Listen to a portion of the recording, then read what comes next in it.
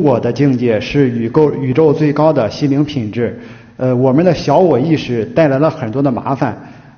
就是天地父母是非常的浩瀚伟大，但是为什么还会演化小我意识这样一种东西呢？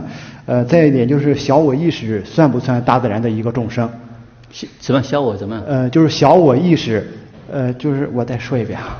小我意识，你讲最后面这一句。就是小我意识算不算是大自然的一个众生？请老师指正。我比如说，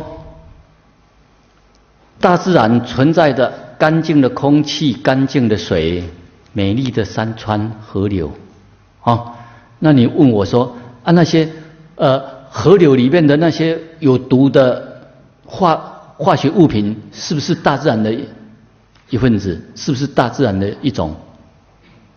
那是人为用出来的。这样你可以了解吗？了解。就是这个小我意识，它给我们带来了很多痛苦，也给这个世界带来了很多麻烦。就是天地父母，但是它为什么还会有这种小我意识这种东西让它存在呢？好。大自然本来它就是很完美的存在，大自然它本来就是拥有最高的智慧、最高的科技。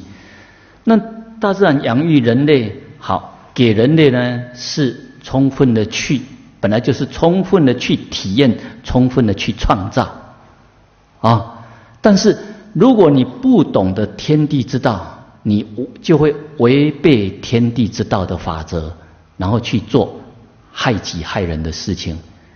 那是众生自己在选择，而这些选择呢，也是众生要去经验、体验、历练。就好像说，你本来就生活在真正的所谓的香格里拉很美，非常好的环境里面，但是我举个例子，还是要讲，如果说你出生就出生在皇宫里面，样样你要什么样样都有，但是如果没有让你去受风霜雨雪的历练，你不懂得勤政爱民。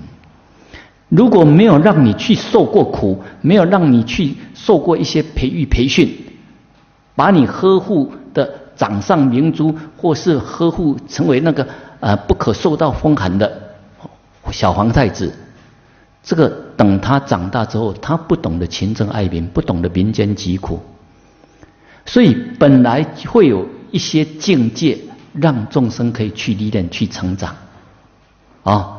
所以本来那些境界是在帮助我们历练成长。